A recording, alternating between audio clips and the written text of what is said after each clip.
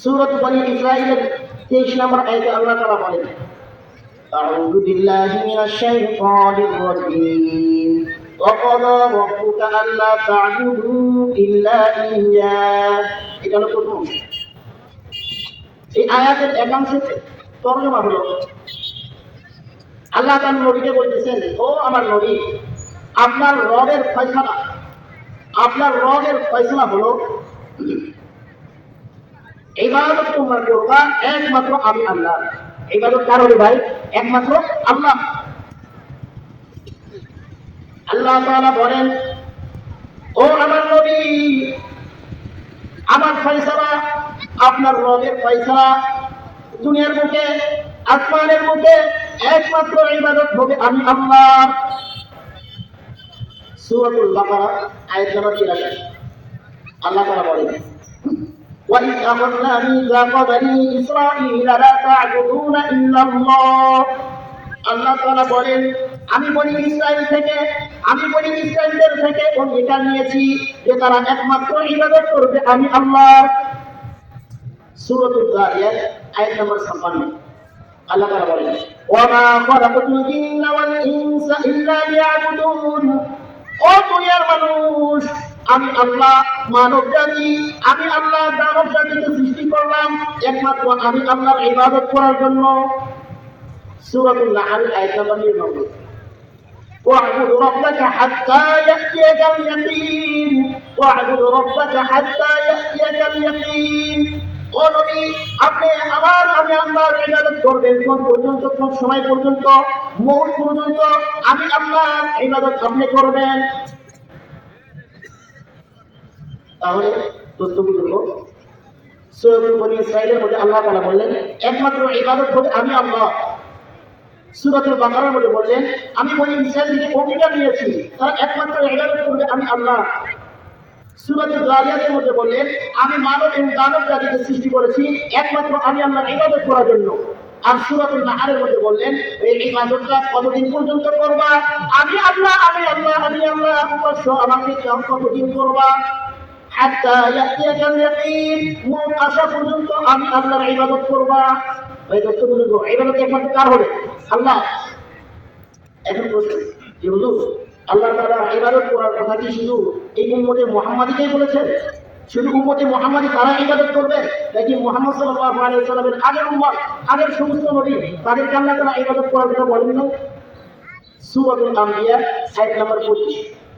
আল্লাহ তাআলা বলেন, ওয়ামা আরসালনা মিন ক্বাবলিকা মির রাসূলিন ইল্লা নূহি ইলাইহি আন্নাহু লা ইলাহা ইল্লা আনা ফা'বুদুন। ও নবী, আমি আপনার পূর্বে অনেক নবীদেরকে পাঠাইছি, ওই নবীদেরকে আমি আমার হুকুম দিয়েছি। ও নবী, আপনি দুনিয়ার জীবনে যাবেন, দুনিয়ার জীবনে যাওয়ার পরে আপনি আপনার উম্মতদেরকে বলবেন, এই দুনিয়ার বুকে, এই দুনিয়াতে একমাত্র ইবাদত চলবে আল্লাহর।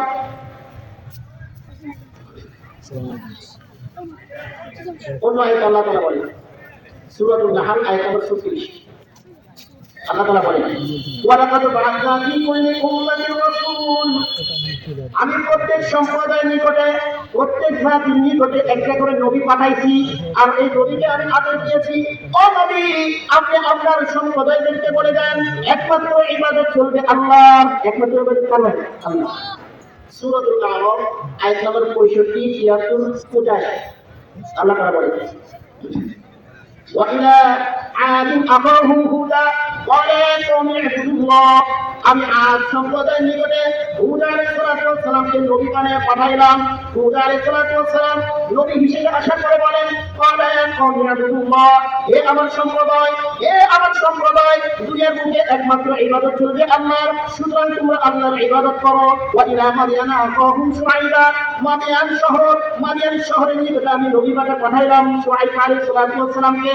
আমি শুআইবকে হুকুম দিলাম দুনিয়ার বুকে একমাত্র ইবাদত চলবে আল্লাহর, সুতরাং শুআইব আলাইহিস সালাম বললেন, হে কওমি আবুদুল্লাহ, হে আমার সম্প্রদায়, হে আমার জাতি, এই দুনিয়ার বুকে একমাত্র ইবাদত চলবে আল্লাহর, সুতরাং তোমরা আল্লাহর ইবাদত করো। ওয়াইলা সামুদ আখাহুম সালিহা, সামুদ জাতির নিকটে আমি সালিহকে নবী করে পাঠাইলাম।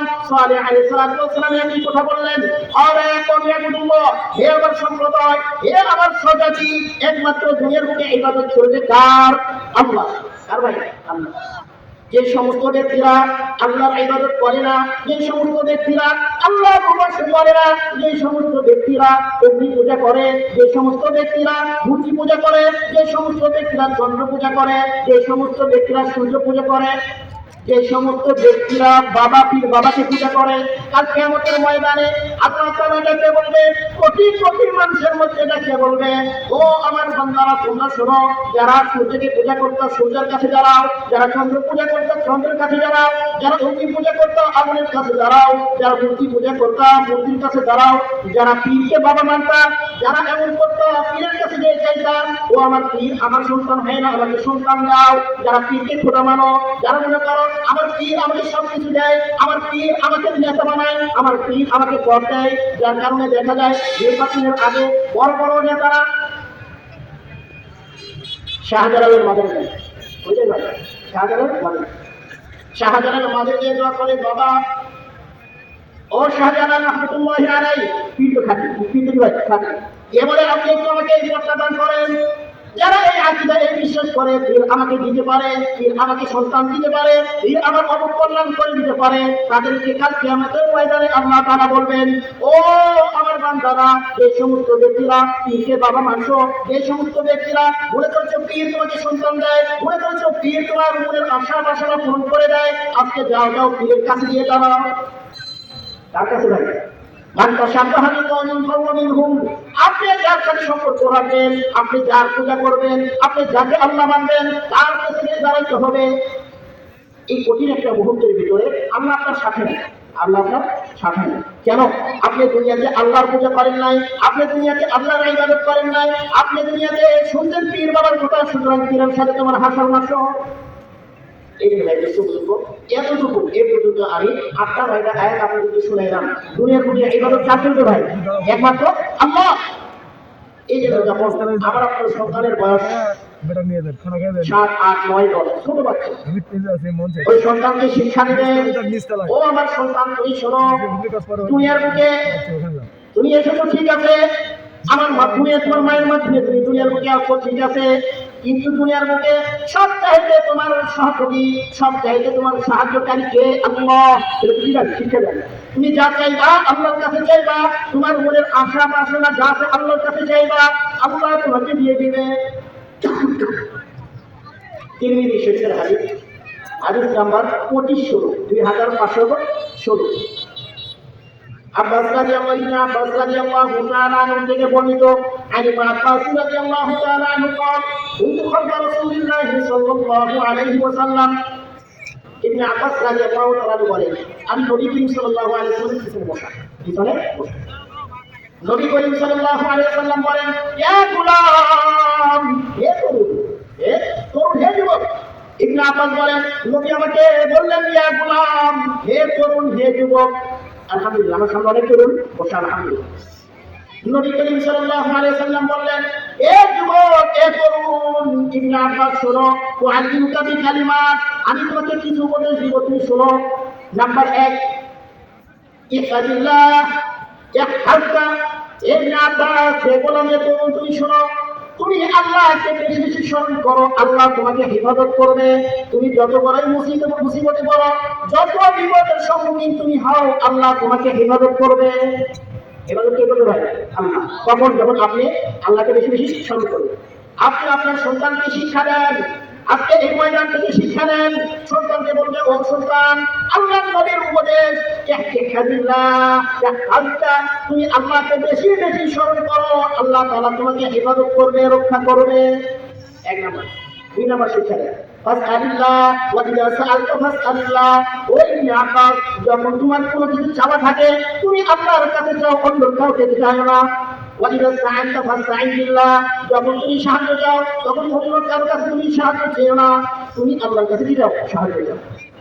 এরপর আল্লাহ তাআলা রাসূল বলেন, ওয়া ইন্না আব্বাস ওয়ালাম, তুমি জানো أن الأمة لو اجتمعت على شيء أن ينفعوك لم ينفعوا إلا بشيء قد كتبه الله لك ওইটা তুমি শোনো সারা দুনিয়ার মানুষ একত্রিত হয়েছে তোমার উপকার করার জন্য সারা দুনিয়ার মানুষ চায় তোমার উপকার করবে সারা দুনিয়ার মানুষ চায় তোমাকে নেতা বানাইবে লাম ইয়ানফাউ ইল্লা বিশাইইন ওয়া কাতাবাহু আল্লাহু লাক কিন্তু আল্লাহ চায় না যে তোমার উপকার করবে আল্লাহ চায় না যে তোমাকে নেতা বানাইবে সারা দুনিয়ার মানুষ যদি একত্রিত হয় তোমাকে নেতা বানানোর আল্লাহ চায় না নেতা বানানোর তোমাকে নেতা বানাতে পারবে এরপরে বলেন ولو اجتمعوا على أن يضروك لم يضروك بشيء إلا قد كتبه الله عليك ওই নামাজ শুনো সারা দুনিয়ার মানুষ একত্রিত হইতে তোমার ক্ষতি করবে কিন্তু আল্লাহ তোমার ক্ষতি চায় না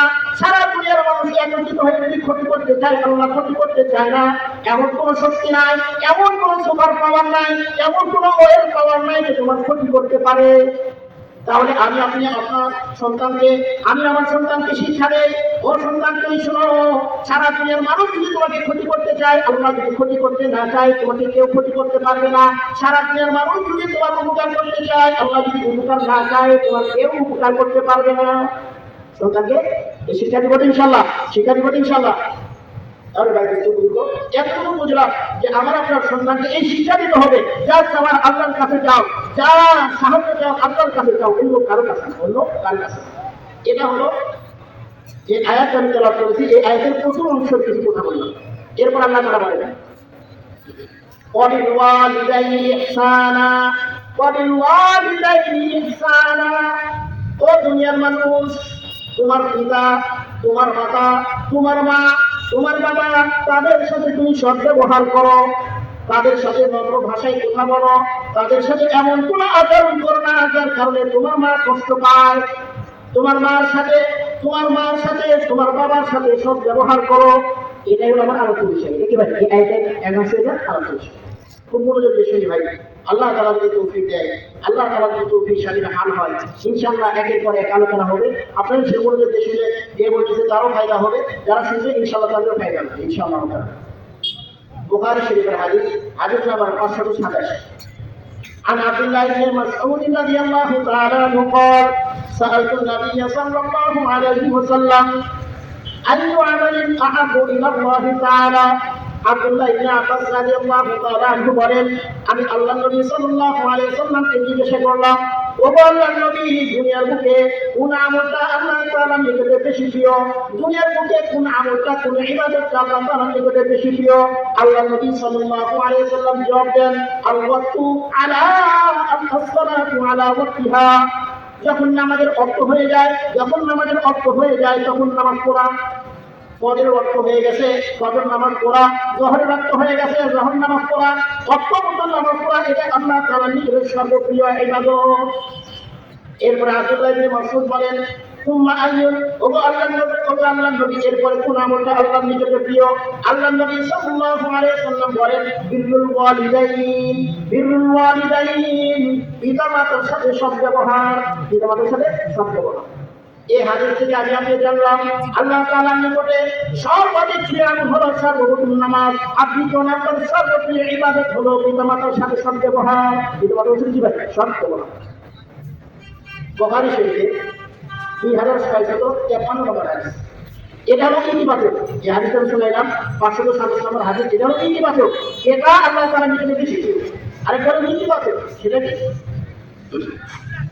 عن انس رضي الله تعالى عنه قال سئل النبي صلى الله عليه وسلم عن الكبائر আনাস রাদিয়াল্লাহু তাআলা আনহু বলেন আল্লাহর নবী সাল্লাল্লাহু আলাইহি ওয়াসাল্লামকে জিজ্ঞাসা করা হলো ও আল্লাহর নবী দুনিয়ার বুকে একেবারে নিকৃষ্ট কাজ আল্লাহ তাআলা বলেছে দুনিয়ার বুকে একেবারে নিকৃষ্ট কাজ কোনটা এর পূর্বে গেল দুনিয়ার বুকে সর্বোচ্চ ইবাদত কোনটা আল্লাহর নিকটে এখন আপনাদেরকে শোনাইব দুনিয়ার বুকে একেবারে নিকৃষ্ট কাজ কোনটা আল্লাহর নবী সাল্লাল্লাহু আলাইহি ওয়াসাল্লাম বলেন আল ইশরাকু বিল্লাহ আল্লাহ তাআলার সাথে অন্য কাউকে শরীক করা একেবারে নিকৃষ্ট কাজ নাম্বার 2 ওয়াকুমুল ওয়ালিদাইন, ওয়াকুমুল ওয়ালিদাইন, পিতা মাতাকে কষ্ট দেওয়া, পিতা মাতাকে কষ্ট দেওয়া। প্রথম হাদিসের মধ্যে শোনাইলাম আল্লাহ তাআলা নিকট সর্বপ্রিয় এক নম্বর আমল হলো অক্তমুল নামাজ পড়া, দ্বিতীয় নম্বর সর্বপ্রিয় ইবাদত হলো পিতা মাতার সাথে সদ্ব্যবহার করা। আর এই হাদিসের ভিতরে নিকৃষ্ট আমল, নিকৃষ্ট কাজ হলো আল্লাহ তাআলার নিকটে আল্লাহর সাথে অন্য কাউকে শরীক করা। নিকৃষ্ট দ্বিতীয় নম্বর কাজ হলো পিতা মাতার সাথে দুর্ব্যবহার করা। এরপরে আল্লাহ নবী সাল্লাল্লাহু আলাইহি ওয়াসাল্লাম বলেন দুনিয়ার বুকে নিকৃষ্ট তৃতীয় নম্বর কাজ হলো আল-ইয়ামিনুল গুমুস, মিথ্যা কসম খাওয়া। কি ভাই? মিথ্যা কসম। মিথ্যা কসম বলতে কি বোঝানো হুজুর? মিথ্যা কসম বলতে শীতের দিন চলতেছে, দোকানের ঝাপ নামাবেন, নামাবেন ঝাপ, দোকানের ঝাপ কি ভাই নামাবেন, এমন তো অবস্থায় আপনার দোষে গেছে, কে বলছে দোস্ত শীতের কাপড় নেবো, শীতের কাপড় একটু যাবো, তো দোস্ত দোকান বন্ধ করতে দিচ্ছি, তুমি আসছো না দিয়ে পারি না, ঠিক আছে ওই কোনটা নিবা, ওই দোস্ত এটা নিবে, এটা পছন্দ, এটা আমার মেয়ের জন্য ভালো হতো। দোস্ত ঠিক আছে, বলে দোস্ত দাম কত? দোকানদার বলে দোস্ত ওই দোস্ত মানুষ, তোমাকে কি বলবো, খোদার পছন্দ করে বলতেছি, এটা আমি 900 টাকা দিয়ে কিনছি, ঠিক আছে তোমার কাছে 100 টাকা লস, 800 টাকা দিয়ে নাও, 800 টাকা দিয়ে নাও। ও ভাই ওই দোকান থেকে 800 টাকা দিয়ে আমাকে কেনার পরে আমি ভাবলাম যার পরে এমনই নিলাম, এমন একটা শীতের জামা, অন্যকে জিজ্ঞাসা করলাম ভাই দামটা কত? ভাই 500 টাকা দিয়ে কিনেছি, 400 টাকা হলে দিব। আপনার দোস্ত কি বলবেন? কথার কসম করে বলতেছি 900 টাকা দিয়ে কিনেছি, 800 টাকা তোমার কাছে দিব, তুমি কোন মানুষ? এটা হলো মিথ্যা কসম। এটা কি ভাই? মিথ্যা কসম। তাই আল্লাহ তাআলা রাসূল বুঝাইতে চান, ও দুনিয়ার মানুষ, দুনিয়ার বুকে সর্বনিকৃষ্ট কাজ হলো আল্লাহ তাআলার নিকটে সর্বনিকৃষ্ট কাজ হলো আল্লাহ তাআলার সাথে অন্য কাউকে শরীক করা। নাম্বার 2 পিতা মাতার সাথে দুর্ব্যবহার করা। পিতা মাতার সাথে কি ভাই? দুর্ব্যবহার করা। এবার পিতা মাতার সাথে সদ্ব্যবহার করবো ইনশাআল্লাহ, সদ্ব্যবহার করবো ইনশাআল্লাহ। খুব মনোযোগ দিয়ে শুনে নেবেন, সুন্দর সুন্দর হাদিস আছে ইনশাআল্লাহ তাআলা। বুখারী শরীফের হাদিস, হাদিস নাম্বার 5991। কত নম্বর? 5991। আবু হুরায়রা রাদিয়াল্লাহু তাআলা আনহু থেকে হাদিস।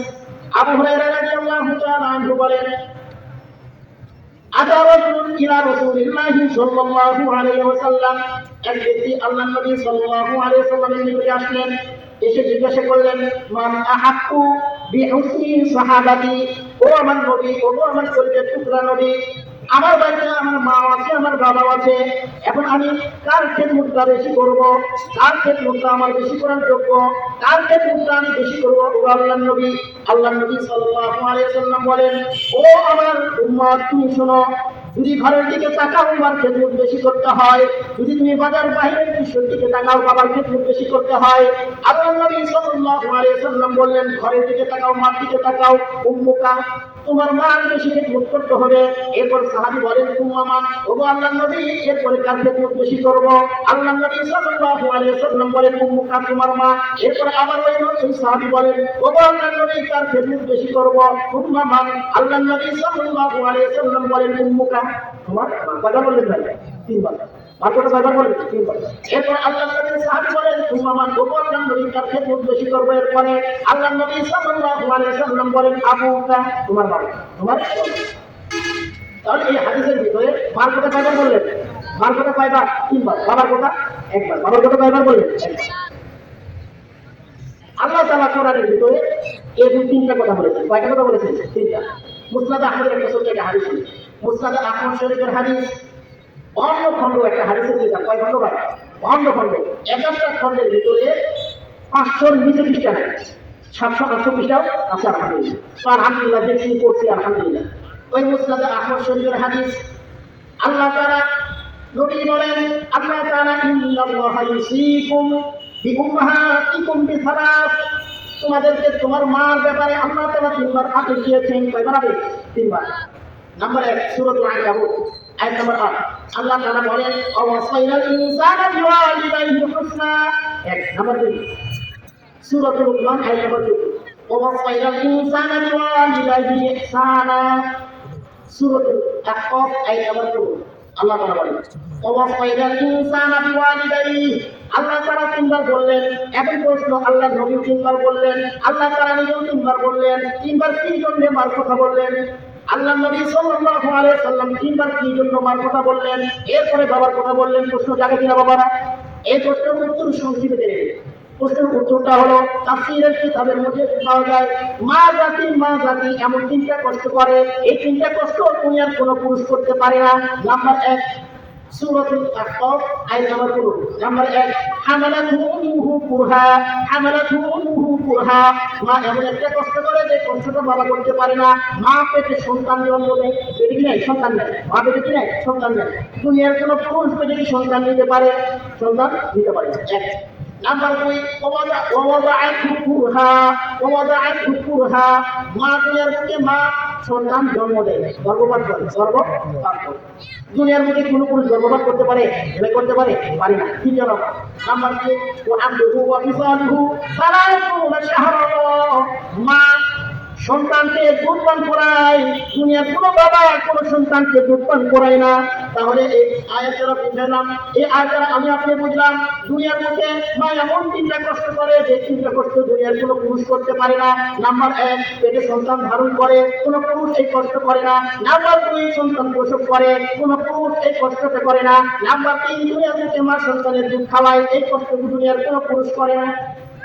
যখন মা জাতি সন্তান প্রসব হওয়ার সময় যদি এই অবস্থাতে মারা যায়, আল্লাহ নবী সাল্লাল্লাহু আলাইহি ওয়াসাল্লাম বলেন জিহাদের ময়দানে জিহাদ করতে করতে যদি শহীদ হয়ে যায়, মারা যায়, ওই ব্যক্তির যেরকম মর্যাদা শহীদের মর্যাদা, আমার মা আমার বোন যদি সন্তান প্রসব করার সময় যদি আমার সন্তান প্রসব করতেছে, আমার মা আমার বোন সন্তান জন্ম দিতেছে, এমন অবস্থায় যদি মা মারা যায়, আল্লাহ রাসূল বলেন সেও ওই শহীদের মর্যাদা পায়। সুবহানাল্লাহ। যদি এমন হয় সন্তান প্রসব করার সময়, সন্তান জন্ম দেওয়ার সময় মা মারা যায়, এরপরে আলহামদুলিল্লাহ সুস্থ আছে। আল্লাহ নবী বলেন জিহাদ করতে গিয়ে জিহাদের জয়লাভ করে যে বীর আসে গাজীর যে সম্মান, আল্লাহ তাআলার নিকটে ওই মার সম্মান ওই রকম। সুবহানাল্লাহ সুবহানাল্লাহ। আরো ভাই তো বলবো এই হাদিসের ভিতরে আল্লাহ তাআলা মার কথা বললেন কয়বার? 3 বার। কেন বললেন? বলে দুনিয়ার বুকে মা জাতি এমন তিনটা কষ্ট করে, এই তিনটা কষ্ট কোনো পুরুষ করতে পারে না। এখন কিছু কিছু বুদ্ধিজীবী তারা বলে যে মেয়ে আর ছেলে, নারী এবং পুরুষ এর সমান অধিকার। যদি মা যদি দাঁড়িয়ে বলে যেহেতু সমান অধিকার, প্রথম সন্তানটা আমি কেটে নিয়েছি, প্রথম সন্তানকে আমি জন্ম দিয়েছি, প্রথম সন্তানকে আমি দুধ পান করাইছি, যেহেতু সমান অধিকার, ওটা আমার স্বামী, এবার তোমার পালা। এবার কে বলা সমান অধিকার হবে? সমান অধিকার হবে? সমান অধিকার হবে না। সমান অধিকার যারা বলে স্লোগান দেয়, তারা এরকম মুসিবত ফালাইতে চায়। যদি সমান অধিকার মেনে নারী এবং পুরুষ এর সমান অধিকার বলে, এটা যদি মেনে নেই কি সমস্যা হবে? একটা উদাহরণ আপনাদেরকে বলে যায়। ব্রাহ্মণ আছে না, ব্রাহ্মণ খাটো, যারা গাটু ছোট মানুষ খাটো মানুষ, এদেরকে বলা হয় ব্রাহ্মণ। হঠাৎ এক ঘরে ছিল ব্রাহ্মণ আর তার স্ত্রী, ব্রাহ্মণ আর স্ত্রী। ব্রাহ্মণের হঠাৎ করে পিসাব আসছে, এমন অবস্থায় পিসাব আসলো, বাইরে প্রবল বৃষ্টি চলছে, প্রবল বৃষ্টি চলছে। কারণ ব্রাহ্মণ স্ত্রীকে বলে কি পিসাবের চাপ তো খুব বেশি, যদি বাইরে যায় তাহলে ভিজে যাবে, বাইরে গেলে ভিজে যাবে, কি করা? স্ত্রী বলে বুদ্ধি একটা আছে, তুমি থাকো কিন্তু জানালাটা একটু পরে, ঠিক আছে আমি নিচে বসলাম, তুমি আমার শরীরের উপর দাঁড়াও, দাঁড়িয়ে তুমি তোমার ওই পেশাবের ওই অস্ত্রটা জানলা দিয়ে বাইরে থেকে বাইরে করো। ওই ব্রাহ্মণ সেই কাজটাই করলো। এখন যেহেতু সমান অধিকার, যারা বলে মেয়ে এবং পুরুষ সমান অধিকার, এখন কিছুক্ষণ পরে ব্রাহ্মণের স্ত্রী বলে ও আমার পেয়েছে 1 নাম্বার, আমার পেয়েছে 1 নাম্বার, যেহেতু সমান অধিকার তুমি এখন এরকম হয়ে বসো, আমিও তোমার উপর দাঁড় করে জানলাতে পিসাব করবো। ওই ব্রাহ্মণের স্ত্রী ওই ব্রাহ্মণের উপর দাঁড়িয়ে জানলাতে পিসাব করে। আপনারাই বলেন জানলায় পিসাব কি বের হয়ে যাবে নাকি ব্রাহ্মণ শেষ? ব্রাহ্মণ শেষ। ভাই দোস্ত বুজুর্গ, যদি আমি এমন করি, নারী এবং পুরুষ যদি সমান অধিকার বলি, সমস্যা দেখেন কি সমস্যা? এরকম সমস্যা হবে। ও বোন তোমাদেরকে এমন একটা সুন্দর স্লোগান তৈরি করতে চাই জানো, ও বোন ও মা তোমাদেরকে এমন করতে চাই, তোমাদেরকে ঘর থেকে বাইর করতে চাই। তোমাদেরকে পুরুষ যে এরকম ভাবে চাকরি করতে পারে তুমিও চাকরি করতে পারবা, বাইর হও। পুরুষ যে এরকম ভাবে ব্যবসা করতে পারে তুমিও ব্যবসা করতে পারবা, বাইর হও। ঘর থেকে বাইর করবে, ঘর থেকে বাইর হওয়ার পরে তোমাদেরকে দেখে দেখে মজা নিবে, তোমাদেরকে অনুভব করবে, তোমাদেরকে ইস্তিরি করে মজা নিবে। এদের উদ্দেশ্য হলো ঘর থেকে কি করা? বাইর করা। এই জন্য ভাই দোস্ত বুঝুন, নারী পুরুষ সমান অধিকার না। যদি গভীর ভাবে কোরআন ও হাদিসের দিকে তাকান, নারী পুরুষ সমান অধিকার তা না, আল্লাহ তাআলা নারীকে অগ্রাধিকার দিয়ে রাখছে। নারীকে কি দিয়ে রাখছেন? না অগ্রাধিকার। ছোট্ট একটা উদাহরণ দিয়ে আপনাদেরকে বোঝায়। দুনিয়ার বুকে একজন নারী, দুনিয়ার বুকে একজন নারী, একজন মা জাতি, সে যখন ছোট থাকে তার লালন পালনের দায়িত্ব তার বাবার, যখন একটু বড় হয় হয়তো বাবা মারা গেছে, লালন পালনের দায়িত্ব বড় ভাইয়ের, বড় ভাই নাই চাচার, কেউ না কেউ তার লালন পালন করার দায়িত্ব পেয়ে যায়, ইসলাম এটা বলে। আর একদিন ছোট ছেলে ছেলে প্রাপ্তবয়স্ক হওয়ার আগ পর্যন্ত ইসলাম বলে লালন পালনের দায়িত্ব বাবা, যখন প্রাপ্তবয়স্ক হয়ে যাবে একজন পুরুষ, ইসলাম বলে লালন পালনের দায়িত্ব আর বাবার না। এখন এই সন্তান প্রাপ্তবয়স্ক হয়েছে, যাও কামাই করে নাও, যাও কামাই করে নাও। এখন একটা কথা, যে মেয়ের, যে স্ত্রীর, যে মায়ের, যে বোনের লালন পালনের দায়িত্ব হয় বাবার, লালন পালনের দায়িত্ব হয় বড় ভাইয়ের, লালন পালনের দায়িত্ব হয় স্বামীর, লালন পালনের দায়িত্ব হয় ছেলের, তার স্ত্রীর কোনো খরচ আছে? মেয়েদের কোনো খরচের দরকার আছে? এরপরে আল্লাহ তাআলা বলেন না না না, মেয়ে জাতিকে ঠকানো যাবে না। তোমার বাবা, তোমার বাবা মারা গিয়েছে, তোমার মা, তোমার বাবা মারা গিয়েছে, এই সম্পদটা রেখে গেছে, এর মধ্যে কেউ দিতে হবে, একেও দিতে হবে। কেন দিবি? তার খরচ নাই, খরচের জন্য নাই, কোনো দায়িত্ব নাই, তারপরেও তাকে এক অংশ তাকে দিতে হবে, এটা হলো তার জন্য দিবি। আর একজন পুরুষ, তার দায়িত্ব আছে, যদি বড় হয়ে যায় পিতামাতার দায়িত্ব শেষ, পুরুষের উপর কোনো দায়িত্ব নাই, ছেলে সন্তান আর কোনো দায়িত্ব নাই, তুমি কামাই করে খাও। বরঞ্চ যখন সে বড় হলো, তার মায়ের দায়িত্ব আসলো কিনা, তার স্ত্রীর দায়িত্ব আসলো কিনা, তার বোনের দায়িত্ব আসলো কিনা, এবার দায়িত্ব আসেনি, এত দায়িত্ব। এরপরেও যেই সম্পত্তিটা আছে এই সম্পত্তিটিকে অর্ধেক কাটে দাও, অর্ধেক কাটে দাও। এখন আপনারাই বলেন, যার কোনো দায়িত্ব নাই ইসলামের পক্ষ থেকে, কোনো খরচের জিম্মেদারি যার উপরে নাই, তাকে আল্লাহ তাআলা দিলেন, এর কি বেশি না কম? ভাই তাকে যে ভাগ দিলেন এটা বেশি না কম? আল্লাহ তাআলা অগ্রাধিকার দিলেন নাকি সমান অধিকার দিলেন? অগ্রাধিকার দিলেন। এগুলো ভাই বলবো, এই কথা নিয়ে নারী এবং পুরুষ এর সমান অধিকার, এই কথা ঢোকায় আপনারা করবেন ইনশাআল্লাহ। ভাই আমি বলতেছিলাম যে আল্লাহ তাআলা মা জাতিকে, আল্লাহর নবী মা জাতিকে মা শব্দের কয়বার নিয়ে এসেছে? 3 বার। আর বাবার কথা কয়বার? একবার নিয়েছেন। কেন? ওই মা জাতি এমন চিন্তা কষ্ট করে যে চিন্তা কষ্ট কোনো পুরুষ করতে পারে না, এই জন্য মা কথা 3 বার নিয়েছে। মা কথা কয়বার? 3 বার নিয়ে এসেছে। তিরমিজি শরীফের হাদিস, হাদিস নাম্বার 1899, 1899। আল্লাহ নবী সাল্লাল্লাহু আলাইহি ওয়াসাল্লাম বলেন, রিদল রাব্বি ওয়া রিদল ওয়ালিদ, রিদল রাব্বি ফি রিদল ওয়ালিদ ওয়া সাখাতুর রাব্বি ফি সাখাতুল ওয়ালিদ। ও দুনিয়ার মানুষ, ও আমার উম্মত, তোমরা শুনো, তোমার মা তোমার বাবা যদি অসন্তুষ্ট হয়, তোমার আল্লাহ তোমার প্রতি অসন্তুষ্ট। তোমার মা তোমার বাবা যদি তোমার উপর সন্তুষ্ট হয়, তোমার উপর রাজি হয়, তোমার উপর খুশি হয়, তোমার আল্লাহ তোমার উপর সন্তুষ্ট। ভাই মা বাবা নারাজ, আল্লাহ নারাজ। এই তো ভাই যুবক ভাইরা আছেন, হয়তো মার সাথে অনেকে এরকম অভিমান করে আছেন, হয়তো বাবার সাথে অনেকে অভিমান করে আছেন। না না না, অভিমান করেন না। যদি অভিমান করে থাকেন, আবার আপনার আল্লাহ আপনার উপর রাগান্বিত হয়ে আছে। আজকে এই মাহফিলটা শেষ হওয়ার পরে মার কাছে যাবেন, বাবার কাছে যাবেন, ও বাবা, ও বাবা, বুঝে তোমার সাথে অভিমান করে আছি, এত এত টাকা তোমার মোবাইল কিনে চেয়েছি, তুমি যাও নাই, অভিমান করে আছি। বাবা তোমার সাথে আমার কোনো অভিমান নাই, আজকে মাহফিলে গিয়েছিলাম, সেই মাহফিলে আরো তোমার শুনেছি, তুমি যদি আমার প্রতি অসন্তুষ্ট থাকো, ও মা তুমি যদি আমার উপর অসন্তুষ্ট থাকো, আমার আল্লাহ আমার প্রতি অসন্তুষ্ট। এই ভাই বুজুর্গ যারা মাকে খুশি রাখেন নাই, বিশেষ করে যুবক ভাইরা, বর্তমানে যুবক ভাইরা যত রাত দেখে কাছে দেবে মার বাবা, মার বাবা। না ভাই না, আজকে যাবেন মা থেকে বলবেন, মা তোমার উপর আমি অভিমান করে আছি, যার জন্য আল্লাহ আমার প্রতি নারাজ, আল্লাহ আমার প্রতি নারাজ।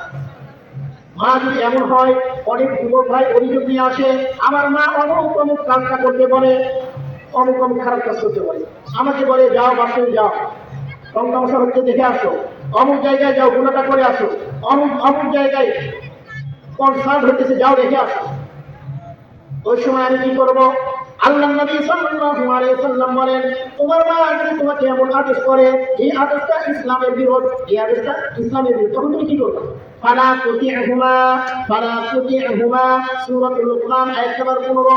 ফালা তুতি'হুমা, এই যে একটা খারাপ কাজ করতে বলবো, এই অনুসরণ তুমি করবা না। হ্যাঁ, এই অনুসরণ করবো না, ঠিক আছে। এরপরে তুমি কি মাকে ধমক দিবা, ও মা তুমি কেন আমাকে এমন কাজটা করতে বলো? আল্লাহ তাআলা বলেন, না না না, এমন ধমক দেওয়া যাবে না। ওয়াসাইবহুমা ফিদ দুনিয়া মা'রুফা, তোমার মা যতই খারাপ হোক, তোমার মা যতই অশ্লীল কাজ করুক, তোমার মা তোমাকে যতই গুনার কাজ করতে বলুক, এরপরে মা তোমার মার সাথে দুর্ব্যবহার করা যাবে না, মাকে ধমক দেওয়া যাবে না, বরঞ্চ ওয়াসাইবহুমা ফিদ দুনিয়া মা'রুফা, মার সাথে সৎ ব্যবহারই করতে হবে। মা যতই খারাপ হোক এরপরে মা বাবার কাছে বিরত হয়ে লাগে সব ব্যবহার সব ব্যবহার সব ব্যবহার। আবু হুরায়রা রাদিয়াল্লাহু তাআলা আনহু, যদি আমার মা আপনার মা আল্লাহ না করুক এমন এক যুবক, যে যুবকের মা বিধর্মী, যে যুবকের মা মুশরিক হিন্দু, কিন্তু যুবক মুসলমান হয়ে গেছে, কালেমা পড়ে মুসলমান হয়ে গেছে, এমন অবস্থায় ইসলাম কি বলে, তার মার সাথে সে কেমন ব্যবহার করবে? আবু হুরায়রা রাদিয়াল্লাহু তাআলা আনহু দৌড় দিয়ে আল্লাহ নবী সাল্লাল্লাহু আলাইহি ওয়াসাল্লামের কাছে আসেন। সাহাবারা বলেন, ইয়া আবু হুরায়রা মা লাকা লা তাদুর, ও আবু হুরায়রা তুই কেন দৌড়াইতেছো? আবু হুরায়রা রাদিয়াল্লাহু তাআলা আনহু আর কথা শুনেন না, দৌড়ে আল্লাহ নবীর কাছে আসেন। আল্লাহ নবী সাল্লাল্লাহু আলাইহি ওয়াসাল্লামকে বলেন, ও আল্লাহর নবী আপনার কাছে এসেছি মার কিছু কথা বলার জন্য। আল্লাহ নবী সাল্লাল্লাহু আলাইহি ওয়াসাল্লাম বলেন, ও আবু হুরায়রা তুমি কি তোমার মায়ের নালিশ নিয়ে এসেছো, পরিত্যাগ করার জন্য এসেছো? আবু হুরায়রা চিন্তা করে কি বলবো। আবু হুরায়রা রাদিয়াল্লাহু তাআলা আনহুকে বলে, ও আবু হুরায়রা তুমি শোনো। আবু হুরায়রা যখন আল্লাহ নবীর কাছে আসেন, এই অবস্থায় আবু হুরায়রার মা হলো কাফের। আবু হুরায়রার মা কি ভাই? কাফের। আবু হুরায়রার মা হলো কাফের। আবু হুরায়রা রাদিয়াল্লাহু তাআলা আনহু চিন্তা করে আমি নবীর কাছে কি বলবো। নবী বলেন, ও আবু হুরায়রা তুমি শুনো, তুমি যদি বলো আমি মার অভিযোগ নিয়ে আসছি, আমি মার নামে নালিশ করার জন্য এসেছি, ও আবু হুরায়রা তোমার সাথে কোনো কথা নাই। আবু হুরায়রা রাদিয়াল্লাহু তাআলা আনহু বলেন, ও আল্লাহর নবী কোনো অভিযোগ নিয়ে আসি নাই, একটা কথা বলার জন্য আসছি। বলে কি কথা তুমি একটু বলো। ও আল্লাহর নবী আমি যখন বাড়িতে যাই, বাড়িতে গিয়ে যখন দরজাটা খুলি, আমার মা আমাকে অনেক ধরনের পিটায়, আমার মা আমাকে গালি দেয়, বোকা দেয়, এতে আমার কোনো কষ্ট নাই। এক পর্যায়ে আমার মা আমার কলিজার টুকরা মুহাম্মদ সাল্লাল্লাহু আলাইহি ওয়াসাল্লাম, ও আল্লাহর নবী যখন আপনার নামটা ধরে আমার মা যখন গালি দেয়, আমি আর সহ্য করতে পারি না। আল্লাহ নবী সাল্লাল্লাহু আলাইহি ওয়াসাল্লাম বলেন, ও আবু হুরায়রা তাহলে কি তোমার মা আমাকে গালি দেয় যদি তুমি তোমার মায়ের অভিযোগ নিয়ে এসেছো? ও আবু হুরায়রা তুমি শোনো, তুমি যদি অভিযোগ নিয়ে আসো তোমার সাথে কোনো কথা নাই। আবু হুরায়রা রাদিয়াল্লাহু তাআলা আনহু চিন্তা করেন, আমি আল্লাহ নবী সাল্লাল্লাহু আলাইহি ওয়াসাল্লামকে কি বলবো।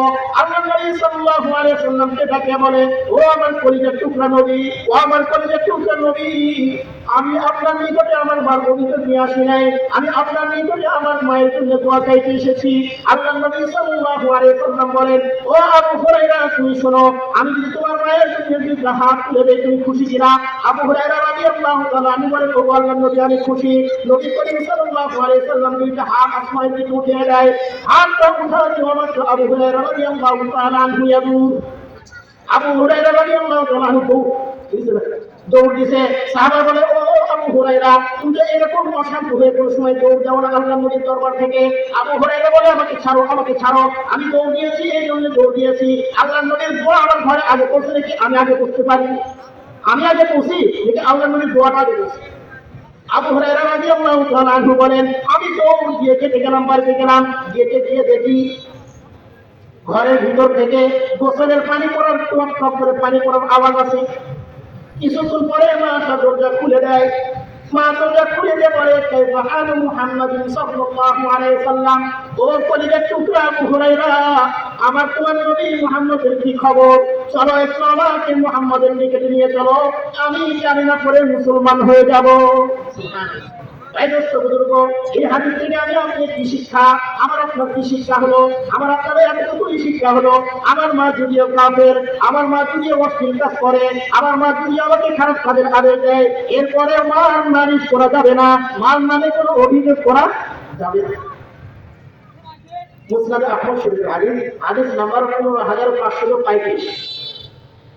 এক সাহাবী তিনি বলেন, আরাতুল জিহাদ মা'আক, ও আল্লাহর নবী আমি আপনার সাথে আপনার সঙ্গ হয়ে একটু জিহাদ করতে চাই, আপনার সাথে গিয়ে জিহাদের ময়দানে গিয়ে একটু জিহাদ করতে চাই। আল্লাহর নবী সাল্লাল্লাহু আলাইহি ওয়াসাল্লাম বলেন, আহাইয়াতু উম্মুক, তোমার মা কি জীবিত আছে? ও আমার সাহাবী তোমার মা কি জীবিত আছে? আল্লাহর নবী সাল্লাল্লাহু আলাইহি ওয়াসাল্লামের সাহাবী বলেন, ও আল্লাহর নবী আমার মা জীবিত আছে।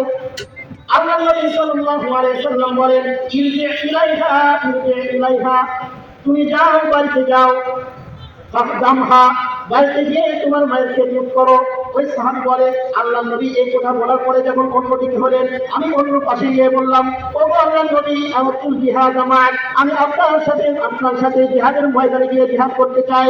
আল্লাহর নবী সাল্লাল্লাহু আলাইহি ওয়াসাল্লাম আবার বললেন, আহাইয়াতুল উম্মুক, তোমার মা জীবিত কিনা? সাহাবা বলেন, হ্যাঁ আমার মা জীবিত। আল্লাহর নবী সাল্লাল্লাহু আলাইহি ওয়াসাল্লাম বলেন, ইরজি, যাও তোমার মায়ের কাছে যাও, মায়ের খেদমত করো। ওই সাহাবী বলেন, নবীকে খুঁজে এটা বলে অন্যদিকে হলেন, আমি আবার ওই দিকে গেলাম, গিয়ে বললাম, আল্লাহর নবী আপনার সাথে জিহাদ করতে চাই। আল্লাহর নবী সাল্লাল্লাহু আলাইহি ওয়াসাল্লাম আমাকে বললেন, তোমার মা জীবিত কিনা? আমি যখন বললাম আমার মা জীবিত, আল্লাহর নবী সাল্লাল্লাহু আলাইহি ওয়াসাল্লাম বলেন, ইলজিমনি জালাক, ইলজিমনি জালাক, যাও যাও যাও, তোমার মায়ের পাওটা ধরো, তোমার মায়ের পাওটা ধরো। ফাসাল্লাল জান্নাহ, তোমার মায়ের পায়ের নিচে জান্নাত। সুবহানাল্লাহ। জিহাদে যাওয়া লাগবে না তোমার মা যেহেতু জীবিত, তোমার মায়ের পায়ের নিচে জান্নাত, যাও তুমি জান্নাত খরচ করো তোমার পায়ের নিচে, তোমার মায়ের পায়ের নিচে। ইমাম শাফি রাহমাতুল্লাহি আলাইহির ঘটনা শোনাই। ইমাম শাফি রাহমাতুল্লাহি আলাইহি এত বড় একটা ইমাম, রাত্রে বেলা ঠান্ডা নিয়ে মার কাছে এসে দুই হাতে দুই পায়ে তেল মালিশ করে দেয়। যখন পায়ে তেল মালিশ করে, পাটাতে চুমো খায়, করে কি খায়? মা বলে, ও ইমাম শাফিঈ, এত বড় ইমাম, তুমি আমার পায়ে কি জন্য চুমা খাও? ইমাম শাফিঈ রাহমাতুল্লাহি আলাইহি বলেন, ও মা, আমি তোমার পায়ে চুমা খাইতেছি না, আমি তো আবার জান্নাতে চুমা খাইতেছি। সুবহানাল্লাহ, সুবহানাল্লাহ। এই যে ভাই বুঝতে বলবো, মার সাথে সদ্ব্যবহার হবে তো ইনশাআল্লাহ, মার সাথে সদ্ব্যবহার হবে তো ইনশাআল্লাহ। মুসনাদ আহমদ শরীফের হাদিস নাম্বার 25337, 25337। আমাদের আয়েশা রাদিয়াল্লাহু তাআলা আনহা থেকে বর্ণিত, তিনি বলেন, নবী করিম সাল্লাল্লাহু আলাইহি ওয়াসাল্লাম বলেন, ও আয়েশা, আমি ঘুমাইলাম, ফারাআইতানিল জান্নাহ, যখন ঘুমাইলাম স্বপ্নে দিকে জান্নাত দেখলাম, তাই জান্নাতের মধ্যে এদিক সেদিক ঘোরাফেরা করি। আম্মা জান বলেন, ও আমার প্রিয় স্বামী, আপনি জান্নাতের মধ্যে ঘোরাফেরা করলেন, আর কি দেখলেন? আল্লাহর নবী সাল্লাল্লাহু আলাইহি ওয়াসাল্লাম বলেন, সামিআতু সাওতা কারিন, একজন কারি, একজন কোরআন তেলাওয়াত করতেছে, কোরআন তেলাওয়াতটা শুনলাম, আমি তেলাওয়াত করতেছি, আর কোরআন তেলাওয়াত জান্নাতের মধ্যে শোনা যায়। আমি জিজ্ঞাসা করলাম, মান কে তেলাওয়াত করে এত সুন্দর কণ্ঠে? আল্লাহর নবী সাল্লাল্লাহু আলাইহি ওয়াসাল্লামকে বলা হলো, হারিসা ইবনে নু'মান, হারিস ইবনে নু'মান তেলাওয়াত করেছে। আল্লাহ নবী সাল্লাল্লাহু আলাইহি ওয়াসাল্লাম বলেন, আমি স্বপ্ন থেকে জাগ্রত হলাম, স্বপ্ন থেকে জাগ্রত হয়ে হারিস ইবনে নু'মানের খোঁজ লাগাইলাম, খোঁজ নিয়ে দেখি আলবিরুল ওয়ালিদাইন, সে পিতামাতার শুধু খেদমত করে। ও ভাই দোস্ত বুজুর্গ, আমি আপনার খেদমত করি, আমার আপনার ইনসান হবে কোন জায়গায়? জান্নাতে। কোন জায়গায় হবে ভাই? জান্নাতে। মুসার একটা হাদিস, মুসার মাজমাউল জাওয়ায়েদ ও মানবাউল ফাওয়ায়েদ একটা দিলাম, হাদিসে দিলাম 10 নম্বর খণ্ডের মধ্যে এই হাদিসটা আছে। নবী করিম সাল্লাল্লাহু আলাইহি ওয়াসাল্লাম এই জুমার দিন মসজিদে ইমাম সাহেব বয়ান করে না, কার বছর মেম্বারে বসে, মেম্বারে সিঁড়ি কয়টা হয়? 3টা। আমার মানবাউল জাওয়ায়েদ ও মাজমাউল ফাওয়ায়েদ, এই কিতাবের মধ্যে আছে নবী করিম সাল্লাল্লাহু আলাইহি ওয়াসাল্লাম রাকিবা আলাল মিম্বার, রাকিবা আকাবাতুল মিম্বার, আল্লাহ নবী সাল্লাল্লাহু আলাইহি ওয়াসাল্লাম প্রথম মিম্বারে উঠলেন, ফাকালা আমিন, আমিন বললেন। ثم ركب الآخر, এরপর দ্বিতীয় মিম্বারে উঠলেন, ফাকালা আমিন, আমিন বললেন। এরপর তৃতীয় মিম্বারে উঠলেন, তারপরে বললেন আমিন। এই কিছু বুঝে আছে? শুধু আমি বলছি, কিছু বুঝে আছে? মজার ব্যাপার হলো, আমি যখন এই হাদিসটা পড়ছি আমিও বুঝি নাই। আরো মজার ব্যাপার হলো, সাহাবাদেরকে যখন নবী করিম সাল্লাল্লাহু আলাইহি ওয়াসাল্লাম এই হাদিসটা শোনাইলেন, সাহাবারাও বুঝে নাই। সাহাবারা জিজ্ঞাসা করলেন, ও বললেন নবী, বুঝলাম না, এর আগে তো কোনদিন আপনি এমনটা করেন নাই, আজকে প্রথম সিঁড়িতে ওঠার পরে বললেন আমিন, দ্বিতীয় সিঁড়িতে ওঠার পরে বললেন আমিন, তৃতীয় সিঁড়িতে ওঠার পরে বললেন আমিন, ও বললেন নবী, বুঝলাম না। আল্লাহ নবী সাল্লাল্লাহু আলাইহি ওয়াসাল্লাম বলেন, এইমাত্র আমার নিকটে জিবরাইল এসেছিল, এসে চলে গেছে। সাহাবারা বলেন, ও আল্লাহর নবী, বুঝলাম জিবরাইল এসে চলে গেছে, কিন্তু আমাদের তো এখন হাদিসটা বুঝে আসলো না, আমিন কেন করলেন? নবী করিম সাল্লাল্লাহু আলাইহি ওয়াসাল্লাম বলেন, জিবরাইল আমার নিকটে এসে আমাকে বললেন, মান আদরাকা ওয়ালিদাইহি আও আহদাহুমা, যে ব্যক্তি দুনিয়ার বুকে পিতা মাতাকে পাইল, অথবা পিতা অথবা মাকে পাইল, বাবা মা অথবা শুধু মা অথবা শুধু বাবাকে পাইল, নিজের গুনাহটা মাফ করতে পারলো না, জিবরাইল বলেন ওই ব্যক্তি ধ্বংস হোক। আমি নবী বললাম আমিন, আমি নবী বললাম আমিন। ও ভাই দোস্ত বুজুর্গ, যাদের মা যাদের বাবা দুনিয়ার বুকে এখনো আছে, যাদের মা অথবা বাবা দুনিয়ার বুকে এখনো আছে, যদি আমি আজকে যদি তার থেকে তার খেদমত করে, তার সেবা করে, তার সাথে সদ্ব্যবহার করে যদি জান্নাতটা কামাই করতে না পারি, আমার আপনার মতো হতভাগা আর কেউ নেই। নবী করিম সাল্লাল্লাহু আলাইহি ওয়াসাল্লাম বলেন, এরপরে দ্বিতীয় সিঁড়িতে যখন উঠলাম, জিবরাইল বললেন, মান আদরাকা রমাদান ফালাম ইউফাল্লাহ, যে ব্যক্তি রমজান পরে নিজের গুনাহকে মাফ করে নিতে পারলো না, সামনে কয় মাস? 3 মাস। এমন ব্যাপার, আর মাত্র সামনে 3 মাস। 3 মাস পরে আমাদের রমজান আসবে। আল্লাহর নবী বলেন, রমজান পাইলো, নিজের গুনাহকে মাফ করতে পারলো না, জিবরাইল বলেন, ওই লোক ধ্বংস হোক। আমি নবী বললাম আমিন, আমি বললাম আমিন। এরপরে যখন তৃতীয় সিঁড়িতে উঠলাম, আল্লাহ নবী সাল্লাল্লাহু আলাইহি ওয়াসাল্লাম বলেন, জিবরাইল বলল, মান যুকিরতা ইনদাহু, যে ব্যক্তির নিকটে আমার আলোচনা হলো, আমার নামটা উল্লেখ হলো, ফালাম ইউসাল্লি আলাইহি, এবং আমার উপরে দরুদ পড়লো না, ওই ব্যক্তি ধ্বংস হোক। আমি নবী বললাম আমিন। তাহলে যে ব্যক্তি মা পাইলো, বাবা পাইলো, কিন্তু নিজের গুনাহকে মাফ করিয়ে জান্নাতটা কামাই করতে পারলো না, সে ধ্বংস হোক আমিন। যে ব্যক্তি রমজান পাইলো, নিজের গুনাহকে মাফ করে নিতে পারলো না, সে ধ্বংস হোক আমিন। যে ব্যক্তি আমার নামটা শুনলো, দরুদ পড়লো না, সে ধ্বংস হোক আমিন। এই যে ভাই রাস্তা বুঝলো, যাদের মাতা পিতা আছে, যাদের মাতা পিতা আছে, সৎ ব্যবহার করবো তো ইনশাল্লাহ, চিন্তা করেন না। শেষে এটাও বলবো, মা নাই, বাবা নাই, কিভাবে খেদমত করবো, কিভাবে সৎ ব্যবহার করবো, কিভাবে আমি আমার গুনাহকে মাফ করে নিবো, এটা বলবো ইনশাল্লাহ। ওটা ইনশাল্লাহ কি আলোচনা হবে ইনশাল্লাহ। আরেকটা মুবারক হাদিস শুনি, আস-সিলসিলাতুস সহিহা, নাসিরুদ্দিন আলবানীর লেখা হাদিসের কিতাব 6 নম্বর খণ্ডের ভিতরে একটা সুন্দর একটা হাদিস আছে। আতা রাজুলুন ইনদা ইবনে আব্বাস রাদিয়াল্লাহু তাআলা আন, এক ব্যক্তি ইবনে আব্বাস রাদিয়াল্লাহু তাআলা আনহু নিকটে আসলেন, এসে বলে, হুজুর, খাতাবতু ইমরাআতান, এক মেয়েকে আমি বিবাহ প্রস্তাব দিয়েছি, আমার পছন্দ হয়েছে, দিয়েছি ভাই বিবাহ প্রস্তাব। আমার সে ইনকার করে দিচ্ছে, না আমি তোমাকে বিবাহ করবো। ফাখাতাবাহা গায়রি, যখন আমাকে নিষেধ করে দিয়েছে, অন্য একটা পুরুষ, অন্য একটা যুবক তাকে বিবাহের প্রস্তাব দিয়েছে, সে বিবাহে রাজি হয়েছে, বিবাহ পেয়ে গেছে, রাজি হয়ে গেছে। এখন ইবনে আব্বাস রাদিয়াল্লাহু তাআলা আনহু বলেন, এর কোনো সমস্যা নেই, তুমি বিবাহ করতে চাইছো, পছন্দ হয় না, বিবাহ পারি না, আর তুমি বিবাহ প্রস্তাব দিচ্ছ, পছন্দ হচ্ছে, বিবাহ করতে চাইছো, বিবাহ করবে, এতে তোমার সমস্যা নেই। এতে তো সমস্যা আছে। এ ভাই, আমাদের সমাজে, আমাদের দেশে এমন দুটা হিরো পাওয়া যায় কিনা, এক হিরোইনকে পছন্দ করে, আছে না ভাই? এক যুবক চায় ওই মেয়েকে বিবাহ করবো, আমার পছন্দ হয়, অন্য যুবক চায় এই মেয়েকে আমার পছন্দ, আমি বিবাহ করবো। যদি এক যুবককে নিষেধ করে দেয়, আর এক যুবকের সাথে বিবাহ হয়, দেশকে ভাবে কিনা, ভাবে কিনা? ওই ব্যক্তিটা বলে আমারও বেশ লাগছে, কিন্তু আব্বাস রাদিয়াল্লাহু আনহু বলে, আমারও একটু কেমন লাগছে, হ্যাঁ আমি পছন্দ করবো। এরপরে ইবনে আব্বাস রাদিয়াল্লাহু তাআলা আনহু ব্যক্তি বলেন, ও গো আল্লাহর নবী, ওই আল্লাহর নবীর সাহাবী, আপনি শুনেন, এতে তো কোনো সমস্যা নাই, কিন্তু সমস্যা হলো বা কথা বিবাহ, আমাকে পছন্দ করে নাই, অন্যকে বিবাহ করবে, ওটাকে পছন্দ হয়েছে, আমি আমার বিশ্বাস নষ্ট হয়ে যায়, আমাকে খারাপ লাগতেছে, আমি ওকে হত্যা করে ফেলেছি। আমি কি করছি? হত্যা করে ফেলেছি, বোঝার কাজ, আমি ওকে হত্যা করে ফেলেছি। এখন আমি কি করব? আমাকে কোনো সমাধান দিয়ে দেন, আল্লাহর কাছে মাপ পাওয়া যাবে কিনা? আব্দুল্লাহ ইবনে আব্বাস রাদিয়াল্লাহু তাআলা আনহু বলেন, ও ব্যক্তি, আহাইয়াতুল ওয়ালিদান, তোমার মা কি জীবিত আছে নাকি? তোমার মা কি জীবিত? ওই ব্যক্তি বলে, না না, আমার মা জীবিত না। আব্দুল্লাহ ইবনে আব্বাস বলেন, তুব ইলাল্লাহ, তুমি আল্লাহর কাছে তওবা করো, আল্লাহর নিকটবর্তী হও, হতে পারে আল্লাহ তাআলা মাফ করে দিবেন। তওবা করলে আল্লাহ তাআলা নিকটবর্তী হলে মাফ করে দিতে পারে। এগুলো বলা করে ব্যক্তি চলে গেছে। এখন পাশে তো আরো ছাত্র বসে আছে, আব্দুল্লাহ ইবনে আব্বাস আরো ছাত্র আসে। হুজুর, আমরা একটা প্রশ্ন, বলে কি প্রশ্ন? কোথাও কথা একদিন ব্যক্তিকে আমাকে প্রশ্ন করছে, আমি জবাব দিচ্ছি যে, ও বাবা, ঠিক আছে, তুমি তওবা করো, যেহেতু তোমার মা বেঁচে নেই, তুমি তওবা করো। এখন আমার একজন ছাত্র বসে, হুজুর একটা প্রশ্ন। কি প্রশ্ন বাবা? বলে, আমার প্রশ্ন হলো, আপনি তাকে আপনি তাকে কেন প্রশ্ন করলেন আপনার তোমার মা জীবিত আছে কিনা? এই প্রশ্নটা আপনি কেন করলেন? আল্লাহর নবী সাহাবী আব্দুল্লাহ ইবনে আব্বাস রাদিয়াল্লাহু তাআলা আনহু বলেন, আমি এই প্রশ্নটা কেন করলাম তুমি শোনো। লা আ'লামু আমালান আবরাকু ইলাল্লাহি তাআলা মিন বিররিল ওয়ালিদাইন।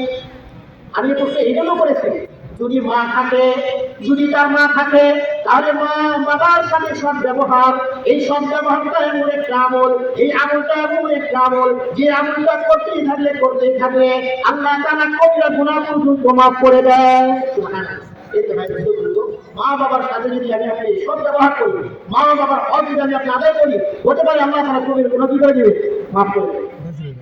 আল আদাবুল মুফরাদ একটা হাদিসের কিতাব, ইমাম বুখারী রাহমাতুল্লাহি আলাইহি লেখা। এই কিতাবের 7 নম্বর হাদিস আব্দুল্লাহ ইবনে আব্বাস রাদিয়াল্লাহু তাআলা আনহু থেকে বর্ণিত। তিনি বলেন, মা মিন মুসলিমিন লাহু ওয়ালিদাইন, যে মুসলমান সন্তানের মাও আছে বাবাও আছে, ওয়াইন কানাত আহাদুহুমা, অথবা দুইজনের মধ্যে থেকে একজন আছে, যেই পিতা যেই সন্তানের মা বাবা উভয় আছে, অথবা শুধু মা আছে অথবা শুধু বাবা আছে, ইসবিহু আলাইহিমা মুহতাসিবান, সকাল যখন হয় মায়ের সাথে সুন্দর সুন্দর কথা বলে। যেই মুসলমান সন্তানের বাবা আছে মা আছে, অথবা শুধু মা অথবা শুধু বাবা আছে, সকাল যখন হয় বাবা মার সাথে সুন্দর সুন্দর কথা বলে।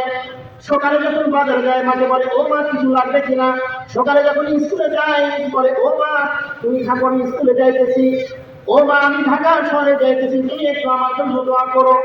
ও মা ঢাকা থাকি আমি যখন সকাল হয়েছে ফোন করে বলতেছি, ও মা শীতের দিন তোমার শীতের কাপড় লাগবে কিনা। ও মা শীতের দিন তোমার মোজা লাগবে কিনা। সকাল যখন হয় আমি ঘর থেকে যখন বের হয়ে মুসলমান কোনো সন্তান যদি মা বাবাকে বলে, নম্র ভাষায় কোনো কথা বলে, আল্লাহ তাআলা রাসূল বলে, ফাআম্মাহু লাহু বারাইয়ানিল জান্নাহ, প্রত্যেক দিন যদি এমনটা করে প্রত্যেক দিন তার জন্য জান্নাতের দরজা খুলে যায়। সুবহানাল্লাহ। প্রতিদিন কয়টা দরজা খুলে? দুইটা। আল্লাহ নবীর এক সাহাবী বলেন, ওগো আল্লাহর নবী আমার মা বাবা দুইজন নাই কিন্তু একজন আছে, তাহলে কি? আল্লাহ নবী সাল্লাল্লাহু আলাইহি ওয়াসাল্লাম বলেন, তাহলে প্রত্যেকদিন সকালে যদি এমনটা ব্যবহার করতে চাও, এমনটা যদি ব্যবহার করো, তোমার জন্য প্রত্যেকদিন জান্নাতের একটা দরজা খুলে যাবে। সুবহানাল্লাহ। এবার এই সুযোগ আমার আপনার আছে কিনা? এবার আছে কিনা আমার আপনার সুযোগ? আমার আপনার এই সুযোগ আছে। এরপরে আল্লাহ নবী সাল্লাল্লাহু আলাইহি ওয়াসাল্লাম বলেন, মান আযবাবা, যে ব্যক্তি তার মাকে, যে ব্যক্তি তার বাবাকে রাগান্বিত করে দিল, দুর্ব্যবহার করল, লাম ইয়ারদাল্লাহু আনহু হাত্তা ইয়ারদা আনহু, আল্লাহ তাআলা ওই ব্যক্তির উপরে ওই সময় পর্যন্ত সন্তুষ্ট হয় না যে সময় পর্যন্ত তার মা তার প্রতি সন্তুষ্ট হয় না।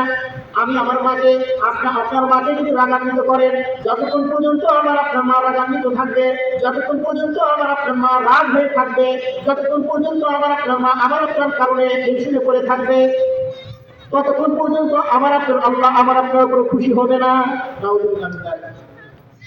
এই জন্য ভাই দেখতে বুঝুন, পিতা মাতার খেদমত করবো তো ইনশাল্লাহ, সেবা করবো তো ইনশাল্লাহ। আর আদরের মুসলাদের আর একটা হাদিস আপনি দেখেছেন, 8 নম্বর হাদিস। এক ব্যক্তির নাম হলো কয়সালা ইবনে মাইয়াস। কি নাম ভাই? কয়সালা ইবনে মাইয়াস। আমরা কি বলি দেখি?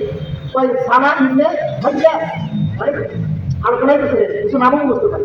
কয়সালা ইবনে মাইয়াস, কয়সালা ইবনে মাইয়াস তিনি আব্দুল্লাহ ইবনে ওমর রাদিয়াল্লাহু তাআলা আনহুর ছাত্র। আব্দুল্লাহ ইবনে ওমর রাদিয়াল্লাহু তাআলা আনহু নিকটে এসে বলেন, ওগো আল্লাহর নবীর সাহাবী, আসাবতুল যুনুব লা আরাহা ইল্লা মিনাল কাবায়ের। ওগো আল্লাহর নবীর সাহাবী আব্দুল্লাহ ইবনে ওমর, আমি অনেক বড় বড় অপরাধ করে ফেলেছি, অনেক বড় বড় অপরাধ করে ফেলেছি। বলে কি অপরাধ করেছো? বাবা মা হিয়া, কি অপরাধ করেছো? বলে কাদা কাদা অমুক অমুক অপরাধ করেছি। এই হাদিস থেকে এতটুকু বুঝে আসে অমুক অমুক গুনাহ আমি করেছি। এবার গুনাহটা প্রকাশ করছে পারে নাই। সুতরাং আমার আপনার করণীয় হলে যদি কোনো গুনাহ হয়ে যায়, এই গুনাহটা প্রকাশ করা যাবে না। আমি আপনি কনসার্টে গিয়ে এই অমুক অমুক গুনাহ করে আসছি, বাড়িতে এসে যুবক ভাইদের নিকটে আমার বন্ধুর নিকটে বললাম আজকে কনসার্টে গিয়েছিলাম, এরপরে এমনি গেছে। 1 নম্বর গুনাহ করলেন, 2 নম্বর গুনাহ আবার প্রকাশ করলেন। এই হাদিস থেকে বোঝা যায় কোনো গুনাহ যদি হয়ে যায় প্রকাশ করা যাবে না। আব্দুল্লাহ ইবনে ওমর রাদিয়াল্লাহু তাআলা আনহু বলে, আহাইয়াতুল উম্মুক, তোমার মা কি আছে কিনা? ওই হ্যাঁ হ্যাঁ আমার মা উম্মুকা ইনদি, আমার মা আমার নিকটে আছে, আমার মা আমার নিকটে আছে কিন্তু বাবা নাই। আব্দুল্লাহ ইবনে ওমর রাদিয়াল্লাহু তাআলা আনহু বলেন, আল্লাহি, খোদার কসম করে বলতেছি, লাউ আরানতা লাহাল কালাম ওয়া আত'আমতাহা আত-তাআম লাতাদখুলুন্নাল জান্নাহ। আব্দুল্লাহ ইবনে ওমর রাদিয়াল্লাহু তাআলা আনহু বলেন, কসম দিয়ে আমি বলতেছি, যদি তুমি তোমার মায়ের সাথে, যেহেতু তোমার মা তোমার নিকটে আছে, তোমার মায়ের সাথে সুন্দর সুন্দর কথা বলো, নম্র ভাষায় কথা বলো। যদি তোমার মায়েকে তুমি খানা পিনা করো, সুন্দর সুন্দর বাজার করে দাও, সুস্থ মাংস যা খাই ক্ষয় করে দাও, তাহলে তুমি শুনে রেখো তোমার মার এই খেদমতটা করার কারণে এই খেদমতটাই তোমাকে জান্নাতে নিয়ে যাবে। সুবহানাল্লাহ, সুবহানাল্লাহ। আমি আপনার সবাই কম বেশি অবেসের ঘটনা জানি কিনা, ওয়াইস পূর্ণির ঘটনা জানি কিনা। ওয়াইস পূর্ণি মুসিবতে পড়ে গেছে। একদিকে নবীকে দেখবেন, অন্যদিকে নবী করিম সাল্লাল্লাহু আলাইহি সাল্লামের এক পদ্ধতি মার খিদমত করা। ওয়াইস পূর্ণি চিন্তা করে মার খিদমত করবো নাকি নবীর কাছে গিয়ে সাহায্য অর্জন করবো। ওয়াইস পূর্ণি সিদ্ধান্ত নিলেন মার খিদমত করবো। আল্লাহ নবী খবর পাঠাইলেন তুমি মার খিদমত করো, আমার দরবারে আসতে হবে না, সাহায্য তোমাকে অর্জন করতে হবে না। আল্লাহ নবী সাল্লাল্লাহু আলাইহি সাল্লাম মৃত্যু শয্যায় সজ্জিত, এমন অবস্থায় ওমর এবং আলী রাদিয়াল্লাহু তাআলা আনহুমাকে ডেকে বলে, ও ওমর ও আলী, ইয়ামান থেকে কোন অংশ থেকে ওয়াইস পূর্ণি ওয়াইস নামে একজন ব্যক্তি আসবে। সে মায়ের খেদমত করার কারণে আমি জীবিত থাকা অবস্থায় আসতে পারি নাই, আমি ইন্তেকাল করার পরে সে আসবে। তোমরা দুজন তার কাছ থেকে দোয়া নিও। এবং এই যে আমার একটা জুব্বা আমি দিয়ে গেলাম, এই ওয়াইস পূর্ণির হাতে উঠে দিই, বলেছেন নবী এই জুব্বাটা আপনাকে হাতে দিই। ওয়াইস পূর্ণি যখন গেলেন মদিনায়, ওমর রাদিয়াল্লাহু তাআলা আনহু এবং আলী রাদিয়াল্লাহু তাআলা আনহু ওয়াইস পূর্ণির দরবারে গেলেন, গিয়ে বললেন আপনি কি আমার মাথায় হাত দিয়ে দোয়া করে দেন। ওয়াইস পূর্ণি দোয়া করে দিলেন, উম্মতে মুহাম্মাদের জন্য দোয়া করলেন। এরপর আল্লাহ নবীর জুব্বা তার হাতে দেওয়া হলো। এরপরে ওয়াইস পূর্ণি যখন ইন্তিকাল করলেন, কাল কিয়ামতের ময়দানে আল্লাহ তাআলা ওয়াইস পূর্ণিকে ডাকিয়ে বলেন, ওয়াইস পূর্ণিকে ডাকিয়ে বলবে, আল্লাহ নবী বলেন, ও ওয়াইস পূর্ণি সামনে আসো, ও ওয়াইস পূর্ণি সামনে আসো। ওয়াইস পূর্ণি সামনে আসবেন, আল্লাহ তাআলা বলবেন, ও ওয়াইস পূর্ণি, তোমাকে আমি মাফ করে দিলাম। মাফ করে দেওয়ার সাথে সাথে জান্নাতের দিকে রওনা দিবে, জান্নাতের দরজা পা পা ভাগ। এমন অবস্থায় আল্লাহ তাআলা থামিয়ে দিবেন, ও ওয়াইস পূর্ণি, ও ওয়াইস পূর্ণি থামো। জান্নাতের দরজায় প্রবেশ না করে থেমে যাবে। ওয়াইস পূর্ণিকে ডাকিয়ে বলবেন, ওয়াইস পূর্ণি, আর এই ময়দানে, আর এই হাসরের ময়দানে পিতা মাতার খেদমতের কি কি কি পাওয়া, পিতা মাতার খেদমতের কি পুরস্কার আমি এই লোকদেরকে দেখাবো, হাসরের ময়দানে প্রত্যেককে দেখিয়ে দেব। ও ওয়াইস পূর্ণি, তুমি যে তোমার বাবার খিদমত করেছো, তুমি যেহেতু তোমার মায়ের খিদমত করতে গিয়ে সাহায্য হতে পারো নাই, ও ওয়াইস পূর্ণি, তুমি জাহান্নামের দিকে তাকাও, জাহান্নামের দিকে তাকাইয়া তুমি তোমার আঙ্গুল দ্বারা দেখিয়ে দেখিয়ে তাদের উপর জাহান্নাম অধিক হয়ে গেছে। আর খেদমত করার কারণে ওয়াইস পূর্ণি তুমি শোনো, যাকে যাকে বোঝায় তুমি তাকে নিয়ে জান্নাতে যাও। সুবহানাল্লাহ। এবার খেদমত করবেন ইনশাআল্লাহ, খেদমত করবেন ইনশাআল্লাহ। যারা বলে আমার মা নাই বাবা নাই, এমন অবস্থায় আমি কিভাবে খেদমত করব, এমন অবস্থায় আমি কিভাবে মার খেদমত করব, এমন অবস্থায় আমি কিভাবে বাবার খেদমত করব। আল্লাহ নবী সাল্লাল্লাহু আলাইহি সাল্লামের সামনে এক ব্যক্তি বসা, ওই ব্যক্তি বলে, হুজুর আমার একটা প্রশ্ন। কি প্রশ্ন? আবু দাউদ শরীফের হাদিস, হাদিস নাম্বার 5142। এই হাদিসে আরো মুফরাদ ইমাম বুখারী রাহমাতুল্লাহি আলাইহি লেখা 35 নম্বর হাদিস। এক ব্যক্তি দাঁড়িয়ে বলে, ওগো আল্লাহর নবী আমার একটা প্রশ্ন। সাহাবীরাও বসা, ব্যক্তিরা দাঁড়িয়ে বলে, ওগো আল্লাহর নবী আমার একটা প্রশ্ন। কি প্রশ্ন? ওগো আল্লাহর নবী, আমার মা নাই, আমার বাবা নাই, দুইজনই ইন্তেকাল করে চলে গেছেন। এখন আমার প্রশ্ন হলো, আমি মা বাবার কিভাবে খেদমত করব? অন্যান্য সাহাবীরা দেখে মা নাই বাবা নাই খেদমতের কথা বলে। আল্লাহ নবী সাল্লাল্লাহু আলাইহি সাল্লাম বলেন, ও আমার সাহাবী তুমি শোনো, এখনো এই অবস্থায় মা নাই বাবা নাই, এই অবস্থায় পিতামাতার খেদমত করা যাবে। চারটা পদ্ধতি রয়েছে, কিসারুন আর রাউন, চারটা পদ্ধতি রয়েছে। নাম্বার 1, আতুআউ লাহুমা, তোমার মা নাই তোমার বাবা নাই, তারপরে তাদের খেদমত করা যাবে। চারটা পদ্ধতিতে খেদমত করা যাবে। নাম্বার 1, তাদের জন্য দোয়া করা। আমরা কি তাদের জন্য দোয়া করা। আমার মা নাই আমার বাবা নাই, তুমি হাত নিয়ে রব্বির হামহুমা কামা রাব্বায়ানি সগীরা, এটা বলতে পারবো, রব্বির হামহুমা কামা রাব্বায়ানি সগীরা। এই কথাটার অর্থ কি? আল্লাহ তাআলা এই আয়াতের তরজমা কি? আল্লাহ তাআলা বলেন, আমাকে আপনাকে দোয়া শিখিয়ে দিচ্ছে। আল্লাহ কে শিখে দেয়? আল্লাহ তাআলা।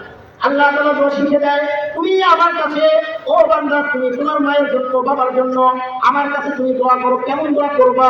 ওগো মাওলা, যখন আমি শিশু ছিলাম, যখন একেবারে আমি শিশু ছিলাম, দুই হাত ছিল, হাত দিয়ে ধরতে পারি না। আমার মুখ ছিল, কথা বলতে পারি না। আমার চোখ ছিল, ভালো মন্দ কিছু বুঝি না। আমার অন্তর ছিল, ভালো মন্দ পার্থক্য করতে পারি না। আমার পা ছিল, চলতে পারি না। অসহায় একজন ব্যক্তি আমি ছিলাম ছোটবেলায়। এমন অবস্থায়, এই ছোটবেলায় এমন অবস্থায় আমার মা, আমার বাবা আমার যেভাবে খেদমত, যেভাবে সেবা করেছে, তুমিও ওই রকম তুমিও আমার বাবা আমার মার প্রতি রকম করো। স্বাধীন মানে ছোট, স্বাধীন মানে ছোট। আমি একটু তাফসীর দেখলাম যেখানে স্বাধীন ছিল না আমাদের ব্যবহার, যে আমি ছোট থাকা অবস্থায় আমার মা আমার বাবা আমার সাথে যেমন ব্যবহার করেছে, ও বাবা তুমিও তোমার মার সাথে, তুমিও আমার মার সাথে, আমার বাবার সাথে তুমিও এরকম আচরণ করো। স্বনিরণ কি জন্য ব্যবহার করবো? স্বনিরণ কেন ব্যবহার করলেন আল্লাহ তাআলা? আল্লাহ তাআলা বুঝাইতে চান স্বনিরণ এই জন্য ব্যবহার করেছি, তুমি যখন ছোট ছিলা এমন এমন বীজ ধরতা, আইসক্রিম একই রকম আইসক্রিম একই বস্তা খাইতা, তোমার মা তোমার বাবা বিরক্ত হতো না? তুমি এমন একটা তোমার খেলনা চাইতা, যে খেলনা একটু ব্যবহার করলে নষ্ট হয়ে যাবে, তারপরে তুমি একের পর এক খেলনা ক্রয় করে দিতে বিরক্ত হতো না? তোমার হাত থেকে খেলনা বারবার হাত থেকে পড়ে যেত, তোমার মা তোমার বাবা বিরক্ত না হয়ে বারবার তোমার হাতে তুলে দিত। ও মাওলা বুঝাইতে চাই, ছোটবেলায় আমার মা আমার বাবার প্রতি আমার প্রতি কোনো বিরক্ত হয় নাই। আমার মা আমার বাবা ছোটবেলায় আমার প্রতি কোনো বিরক্ত হয় নাই, বরং তার আনন্দের সাথে আরো খুশি হয়ে আমাকে এইটা ওইটা ক্রয় করে দিয়েছে। ও মাওলা, আমার মা আমার বাবা হয়তো ভুল হয়ে গেছে, হয়তো তোমার কোনো হুকুমের বিপরীত হয়ে গেছে, মানুষ মাত্রই তো ভুল হবে, আমাকে ছোটবেলায় ভুল হওয়ার কারণে কোনো বিরক্ত হয় নাই। ও মাওলা, তুমিও বিরক্ত না হয়ে আমার মা আমার বাবাকে তুমি মাফ করে দাও। সুবহানাল্লাহ। যাদের মা নাই বাবা নাই, বলছিলাম খেদমত পদ্ধতি পারি ভাই। 4 নাম্বার 1 আর দোয়া লাহুমা দোয়া করা, নাম্বার 2 আর ইস্তিগফার লাহুমা ইস্তিগফার করা। ও মাওলা, আমার মা আমার বাবাকে তুমি মাফ করে দাও। নাম্বার 3 ওয়া ইনফারি আহদিহিমা, তোমার মা তোমার বাবা জীবিত থাকা অবস্থায় কোনো অঙ্গীকার করে গেছে, অমুক জায়গায় মসজিদ হইতেছে, তোমার বাবার আকাশে মসজিদে কিছু দান করবে, আল্লাহ তার দিয়েছে 35টা দোয়ার আগে মারা গেছে, যেহেতু তোমার বাবা অঙ্গীকার করেছিল, তোমার দায়িত্ব হলো এখন তোমার বাবার খেদমত হলো ওই অঙ্গীকারটা করবা, ওই অঙ্গীকারটা করবা। নাম্বার 4